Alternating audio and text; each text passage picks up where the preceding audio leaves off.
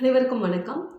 நான் டாக்டர் சிவசங்கரி, மனநல ஆலோசகர் மற்றும் ரெஜிஸ்டர்ட் பேச்சுலர் பிராக்டிஸ்னர், ரீடர். தொடர்ந்து நம்மளோட வீடியோக்களில் நம்ம உளவியல் சார்ந்த பிரச்சனைகள் பற்றி நிறையா, அதுக்கான தீர்வுகள் பற்றியும் நம்ம தொடர்ந்து பார்த்துட்டு வந்துட்ருக்கோம். அந்த வகையில் இன்றைக்கி நாம் பார்க்க போகிறது ரொம்ப ரொம்ப ஒரு ஸ்பெஷலான வீடியோ. இதை ஏன் நான் ஸ்பெஷல்னு சொல்கிறேன் அப்படின்னா, பொதுவாக ஒரு பிரச்சனைக்கு இதுதான் காரணம், இதுதான் ரூட் காஸ் அப்படிங்கிறது நமக்கு தெரிஞ்சிருச்சு அப்படின்னா ரெண்டு விஷயம் அங்கே சாத்தியம். ஒன்று, ரியல் லைஃப்பில் அந்த பிரச்சனையை எப்படி நம்ம கையாளுறது, அதை எந்த அளவுக்கு நம்ம பக்கத்தில் வச்சுக்கணும், தூரத்தில் வச்சுக்கணுங்கிற ஒரு முடிவுக்கு நம்மளால் ப்ராக்டிக்கலாக யோசிக்க முடியும். இன்னொரு விஷயம், நம்மளோட மைண்டை ப்ராசஸ் பண்ணுறதுக்கு எந்த மலர் தீர்வு நம்ம இடத்துல ஆப்டாக சூஸ் பண்ணலாம் அப்படிங்கிறதும் நமக்கு ஈஸியாக தெரிய வரும். ஸோ அந்த மாதிரி இது ரொம்ப ஒரு முக்கியமான ஒரு வீடியோவாகவும், இதில் வரக்கூடிய தகவல்கள் அவ்வளோ யூஸ் ஆகக்கூடிய ஒரு தகவலாகவும் உங்களுக்கு இருக்க போகுது. நம்மக்கிட்ட வரக்கூடிய ஃபீமேல் கிளைண்ட்ஸ் அட்ரஸ் பண்ணக்கூடிய ஒரு 7 விதமான ப்ராப்ளம். ஒரே கிளைண்ட் இந்த 7 ப்ராப்ளத்தையும் சொல்லுவாங்க. இல்லை அப்படின்னா இந்த 7ல் அட்லீஸ்ட் ஒரு 5-6 வரைக்கும் கூட டச் பண்ணுவாங்க. அது என்னென்ன காரணங்கள்னு ஃபஸ்ட்டு பார்த்துடுவோம். அப்போ அந்த காரணத்துக்கு ஆணிவேராக இருக்கிறது என்னன்னு பார்த்துடலாம். அது தொடர்புடைய மலர் தீர்வுகள் என்னன்னு பார்க்குறோம். ஸோ இப்படி 3 செக்மெண்ட்டாக தான் இந்த வீடியோ இருக்க போகுது. ஸோ வீடியோவை ஃபுல்லாக ஸ்கிப் பண்ணாமல் பாருங்கள். நம்மளோட வீடியோவை இப்போ தான் ஃபர்ஸ்ட் பார்க்குறீங்க, நம்ம சேனலை இப்போ தான் ஃபஸ்ட்டு விசிட் பண்ணுறீங்கன்னா மறக்காமல் சப்ஸ்கிரைப் பண்ணி வச்சுக்கோங்க. அப்போது ஃப்யூச்சரில் இதே போல் வீடியோக்கள் நிறையா உங்களால் பார்க்க முடியும். இப்போது நம்ம சூஸ் பண்ணியிருக்கிற இன்றைக்கி டாபிக் என்ன அப்படின்னா, பெண்கள் எதிர்கொள்ளக்கூடிய 7 விதமான பிரச்சனைகள். அது உளவியல் ரீதியான பிரச்சனைகளாகவும் இருக்குது. அதை ஃபிசிக்கலாகவும் அவங்க அந்த பிரச்சனையை அட்ரஸ் பண்ணுவாங்க. அதில் ஃபஸ்ட்டு ஒன், நான் எவ்வளோ தூங்கினாலும் சரி எனக்கு தூங்கின ஒரு சாட்டிஸ்ஃபேக்ஷனே எனக்கு இல்லை, ரொம்ப சோர்வாகவே இருக்குது. காலையில் அப்போ தான் தூங்கி எழுந்திரிச்சிட்ருப்போம், 1 hour 2 hourலேயே பார்த்தீங்கன்னா திருப்பியும் தூங்கணுங்கிற ஒரு இன்டென்ஷன், தூங்கி விழுகிற மாதிரியான ஒரு விஷயம் எப்போவுமே சோர்வாக மட்டுமே இருக்குதுன்னு சொல்கிறது ஒன்று. அது இந்த ஏஜ் குரூப்பு அப்படின்லாம் கிடையாது, அது யங் ஏஜில் இருந்தே இந்த விஷயத்த சொல்கிறாங்க. ஸோ அந்த மாதிரி இந்த முதல் பிரச்சனையை அட்ரஸ் பண்ணுறது. ரெண்டாவது பிரச்சனை என்னன்னு பார்த்தோம்னா, அடிக்கடி தலைவலி வருது. அதுவும் அந்த தலைவலி ஒற்றை தலைவலியாக இருக்குது, இல்லைன்னா தலை முழுக்க வலிக்குது, ஆனால் அடிக்கடி தலைவலி அப்படிங்கிற ஒரு விஷயத்த நான் சந்திச்சுட்டே இருக்கேன் அப்படின்னு சொல்கிறது. மூணாவது விஷயம், கவலைப்படுறது. எதுக்காக கவலைப்படுறோம் அப்படின்னே தெரியாது. இல்லை அப்படின்னா ஒரு விஷயத்தை நினைக்க போய் செல்ஃப் டாக் பண்ணிகிட்டே இருக்கிறது, அந்த பிரச்சனையை பற்றி தனக்குள்ளேயே சதா பேசிகிட்டே இருக்கிறது.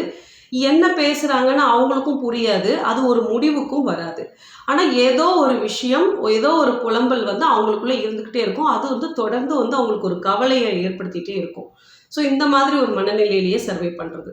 நாலாவது விஷயம், ஒன்று பசியின்மையாக இருக்கும், சரியாக சாப்பிட்றது கிடையாது, பசிக்கிற ஃபீல் இல்லைன்னு சொல்கிறது. இல்லை அப்படின்னா எமோஷனல் ஈட்டிங் பண்ணுறது, எப்போ பார்த்தாலுமே ஒரு ஹோட்டல் ஃபுட்டு வேணும்னு நினைக்கிறது. அதே மாதிரி வீட்டில் சமைக்க பிடிக்காமல் இருக்கிறது, வீட்டில் மித்தவங்களுக்கு சமைச்சாலும் இவங்களுக்கு அந்த ஃபுட்டு எடுக்க பிடிக்காமல் இருக்கிறது. எப்போவுமே கொஞ்சம் ஒரு ரிச்சான ஃபுட்டு சாப்பிட்ணும் அப்படி நினைக்கிறது. லைக் ரொம்ப டீப் ஃப்ரைட் ஐட்டமாக இருக்கிறது. எப்பயுமே வீடை தவிர்த்து ஹோட்டல் ஃபுட்ஸு, எப்போவுமே வீட்டில் ஃபுட்டு இருந்தாலுமே அது சாப்பிட பிடிக்காது. ஸோ அந்த மாதிரி எமோஷ்னல் ஈட்டிங் எல்லாம் பண்ணுறது. ஏன்னா இது எல்லாமே நம்மளோட கிளைண்ட்ஸ் நம்மக்கிட்ட ஷேர் பண்ண ஒரு காரணங்களை தான் நான் உங்களுக்கு தொகுத்து சொல்லிட்டு இருக்கேன். அடுத்து என்ன சொல்லுவாங்க அப்படின்னா, திடீர்னு ஏற்படக்கூடிய வலி, உடல் வலி. அடிபட்டிருக்காது, கீழே விழுந்திருக்க மாட்டாங்க, ஆனால் அடித்த மாதிரி எனக்கு வலிக்குது அப்படின்னு சொல்லுவாங்க. உடல் ஃபுல்லாக, பாடி ஃபுல் பெயின் இருக்குதுன்னு சொல்கிறதாகட்டும், இல்லைன்னா குறிப்பாக மசில் டென்ஷன் பார்த்திங்கன்னா இந்த நெக் ஏரியாவில், அப்பர் பேக்கில், அப்புறம் ஷோல்டரில் எப்பயுமே இந்த ஃப்ரோசன் ஷோல்டர் மாதிரி இருக்கிற மாதிரி பெயின்ஸ் சொல்கிறது. இந்த மாதிரி தொடர்ந்து எனக்கு ஒரு ரேண்டமாக ஒரு பெயின் எனக்கு இருந்துகிட்டே இருக்குது பாடியில் அப்படின்னு சொல்கிறது. அடுத்தது தூங்குறது, ஸ்லீப் டிஸ்டர்பன்ஸ். ஸோ தூங்கணும் அப்படின்னு நினச்சி படுப்பாங்க, கொஞ்ச நேரம் தூங்குற மாதிரி இருக்கும், அப்புறம் முழிச்சுப்பாங்க, அப்புறம் த்ரூஅவுட் த நைட் தூக்கம் வராமல் கஷ்டப்பட்டுகிட்டே இருப்பாங்க. இல்லை அப்படின்னா நைட்டு வரைக்கும் சோர்வாக இருக்குது, நைட்டு படுக்கும்போது பார்த்தா அவ்வளோ பிரிஸ்காக இருக்கிற மாதிரி இருக்குது, சுத்தமாக எனக்கு தூக்கமே வர மாட்டேங்குது, பரண்டு படுத்துகிட்டே இருந்து அப்புறமா ஒரு வழியாக விடிய காலையில் தான் நான் தூங்குறேன், அந்த தூக்கமும் எனக்கு போதுமானதாக இருக்குது. இல்லை தூங்கிட்டே இருக்கும்போது இடையில நான் முழிச்சுக்கிறேன், ஸோ ஒரு சாட்டிஸ்ஃபைடான ஒரு ஸ்லீப் எனக்கு இல்லை அப்படின்னு சொல்லுவாங்க. இது எவ்வளோ நாளாக இருக்குதுன்னு கேட்டிங்க அப்படின்னா, ரொம்ப நாளாக இருக்குது, ரொம்ப வருஷமாக இருக்குது அப்படின்னு சொல்லுவாங்க. இது ஒரு கிரானிக் இஷ்யூ மாதிரி சொல்லுவாங்க, இந்த தூக்கம் இல்லை அப்படிங்கிறத.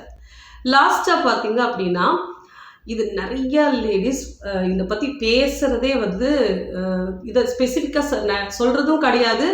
இந்த ஒரு விஷயத்தெல்லாம் இப்போ இதெல்லாம் ஒரு பிரச்சனையா அப்படின்னு சொல்லி அதை அட்ரஸ் பண்ணுறதும் கிடையாது. அது என்ன அப்படின்னா லேக் ஆஃப் செக்ஷுவல் டிசையர். இது வந்து திருமணம் ஆன பெண்களுக்கு நான் சொல்லிட்டு இருக்கேன்.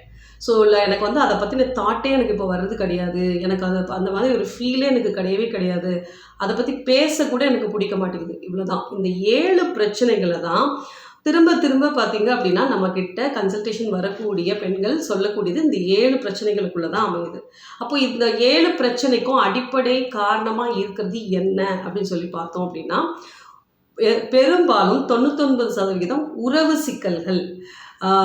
அதாவது ரிலேஷன்ஷிப், அதாவது ஹஸ்பண்ட் ஒய்ஃப்குள்ளே இருக்கிற ரிலேஷன்ஷிப்பில் ஒரு நல்ல அண்டர்ஸ்டாண்டிங் இல்லை அப்படின்னாலோ, இல்லை இவங்களோட எதிர்பார்ப்புகள் அங்கே பூர்த்தி இல்லை அப்படிங்கும் போதோ அவங்க அதை வந்து அவங்க உடம்பு மூலமாக அவங்களே தண்டிச்சுக்கிறதுன்னு சொல்லுவோம் இல்லையா, தனக்குள்ளேயே அந்த பிரச்சனையை எப்படி ஹேண்டில் பண்ணுறதுன்னு தெரியாமல் அவங்களுக்குள்ளேயே போட்டு அசை போட்டு அது ஒவ்வொன்றும் சைக்கோசமாட்டிக்காக வந்து அவங்களுக்கு வெளியே பிரதிபலிக்க ஆரம்பிக்குது. ஸோ இந்த மாதிரி விஷயங்கள் மட்டும்தான் எனக்கு வந்து இதை வந்து அவங்க எப்படி பார்ப்பாங்க அப்படின்னா எந்த பக்கம் திரும்பினாலும் ஒரு மனசுலேயும் நிம்மதி இல்லை, தூக்கமும் முடியல, சாப்பிட்றதுலையும் இல்லை. அப்போ பேசிக் சர்வைவலே அங்கே அவங்களுக்கு அடி வாங்குற மாதிரி இருக்கும்போது தான் நமக்கு வந்து ரெமெடிஸ் தேவைப்படுது அப்படின்னு சொல்லிட்டு ட்ரீட்மெண்ட், சைக்காட்ரிக் ட்ரீட்மெண்ட் போவாங்க. அப்படி இல்லை அப்படின்னா பொதுவாக தூக்கம் இல்லைன்னு சொல்லி டாக்டர் ஷாப்பர் ஆகிறது. ஸோ இதெல்லாம் அங்கேருந்து தான் ஸ்டார்ட் ஆகும். ஸோ இதுக்கு வந்து என்ன ஆகும் அப்படின்னா ஒரு லாங் ரனில் டாக்டர்ஸை மாற்றிட்டே இருப்பாங்க. இல்லை அப்படின்னா இந்த பிரச்சனைக்கு வந்து ஒரு முடிவு வராமல் ரொம்ப நாளாக வந்து இங்கே அங்கேன்னு சொல்லி டாக்டர் ஷாப்பராகவே மாறி இருப்பாங்க. ஸோ அப்போ இந்த பிரச்சனைக்கெல்லாம் வந்து ஆணிவேர் என்னன்னு தெரிஞ்சிச்சுன்னா ஒரு உறவுகளில் ஏற்படுற சிக்கலை வந்து சரி செய்ய முடியாமல், அதை பற்றி வெளிப்படையாக பேசவும் முடியாமல் தனக்குள்ளேயே போட்டு கஷ்டப்படுறதுனால தான் இந்த ப்ராப்ளம். அப்போது இதில் மலர் தீர்வில் இதுக்கு தீர்வுகள் இருக்கா அப்படின்னு கேட்டால் அருமையான மலர் தீர்வுகள் வந்து நிறைய இருக்குது. இந்த மாதிரி ப்ராப்ளத்தை எதிர்கொள்கிறதுக்கு மலர் தீர்வுகள் வந்து எக்கச்சக்கம் இருக்குது. நமக்கு காம்பினேஷன்ஸே நிறையா வரும். ஸோ அதில் இந்த ஃபஸ்ட்டு நான் சொன்ன இந்த எல்லா பிரச்சனையிலையும் நம்மளோட ஒரு சில ரெமெடிஸ் வந்து எல்லா ப்ராப்ளத்துலேயும் வரும். அந்த 2 ரெமெடி என்ன அப்படின்னு பார்த்தீங்கன்னா ஒன்று வந்து செரிப்ளம் இருக்கும், இன்னொரு ரெமெடி என்ன அப்படின்னு பார்த்தீங்க அப்படின்னா மஸ்டர்டு இருக்கும். ஸோ மஸ்டர்டும் செரிப்ளமும் நான் சொன்ன எல்லா ப்ராப்ளத்துலேயுமே டெஃபினட்டாக இடம்பெற வேண்டிய மலர் தீர்வுகள் இந்த 2மே. இது தவிர்த்து தான் ஒரு இண்டிவிஜுவல் அவரோடைய பெர்ஸ்பெக்டிவில் அந்த உறவு சிக்கல் சார்ந்த பிரச்சனை என்னவா இருக்குது அப்படிங்கிறத வந்து நம்ம கேட்டுட்டு ஒரு ஆலோசனையின் பேரில் தான் முழுமையான அவருக்கான காம்போ ரெமெடியை நம்ம வடிவமைக்க முடியும். ஆனால் நீங்கள் இப்போ செல்ஃபாக ரெமெடி எடுக்கிறவங்களா இருந்தால் இப்போ நான் சொன்ன இந்த தகவல்களை வச்சுக்கிட்டு அந்த உறவு சிக்கலை அந்த பர்டிகுலர் பர்சன் எப்படி அணுகிறாரு, எங்கே ப்ராப்ளம் இருக்குது. ஃபார் எக்ஸாம்பிள் சொல்லணும் அப்படின்னா எனக்கு உறவு சிக்கல் ஆமாம் இருக்குது, இந்த நீங்கள் சொன்ன எல்லா பிரச்சனையும் எனக்கு இருக்குது, அது வந்து என்னோடய ஸ்பௌஸோட தான் எனக்கு இருக்குது, அவங்கக்கிட்ட இதை பற்றி நான் வந்து மனசு விட்டு பேசுகிறதுக்கு எனக்கு தைரியமே சுத்தமாக வரமாட்டேங்குது.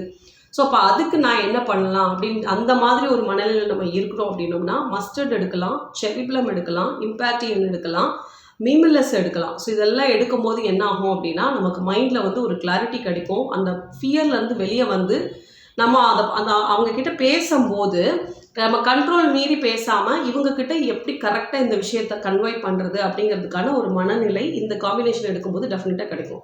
இப்படி ஒரு இண்டிவிஜுவலும் அந்த பர்டிகுலர் பிரச்சனையை எப்படி பார்க்குறாங்க, ஏன் அவங்களால அந்த உறவு சிக்கலை ஹேண்டில் பண்ண முடியல, அவங்களுக்கு என்ன ஸ்ட்ரகிள் இருக்குன்னு ஒவ்வொரு இண்டிவிஜுவலும் எப்படி பார்க்குறாங்கிறத பொறுத்து காம்பினேஷன் மாறும். பட் எல்லாருக்கும் பொதுவாக இதில் வரக்கூடிய சூஸ் ஆகக்கூடிய ஒரு மலர் தீர்வு அப்படின்னா மஸ்டர்டும் செரிப்ளமும் தான். ஸோ இந்த ரெண்டு ரெமெடியும் தேவைப்படும். சம்டைம்ஸ் இதில் வந்து வில்லோ ஆட் பண்ண வேண்டியது வரலாம், வைன் ஆட் பண்ண வேண்டியது வரலாம், ஹாலி ஆட் பண்ண வேண்டியது வரலாம், சிக்கரி டெஃபினட்டாக இடம்பெறும். ஸோ இந்த மாதிரி பர்சனுக்கு பர்சன் அவங்க ப்ராப்ளத்துக்கு ஏற்ற மாதிரி அந்த காம்போவை நம்ம கொடுத்தோம் அப்படின்னா டெஃபினட்டாக அந்த 21 டேஸ் முடிக்கிறதுக்கு முன்னாடியே மேக்ஸிமம் அவங்க ரெடி ஆகிடுவாங்க அந்த பிரச்சனையை எதிர்கொள்கிறதுக்கோ இல்லை அதை சார்ட் அவுட் பண்ணுறதுக்கோ. ஸோ அப்படி ஒரு அருமையான ஒரு தீர்வு இந்த சொன்ன எல்லா ப்ராப்ளத்தையும் சரி பண்ணி எல்லாரும் போல ஒரு ஹாப்பி லைஃப் வாழ்கிறதுக்கான ஒரு தீர்வு வந்து மலர் தீர்வில் டெஃபினட்டாக இருக்குது. உங்களோட தனிப்பட்ட ஆலோசனைக்கு நீங்கள் ஸ்க்ரீனில் தெரிகிற எண்ணை தொடர்பு கொள்ளலாம். இது போன்ற டிப்ஸ் உடைய வீடியோக்களை பார்க்கணுன்னா நம்மளோட சேனலை மறக்காமல் சப்ஸ்கிரைப் பண்ணிக்கோங்க.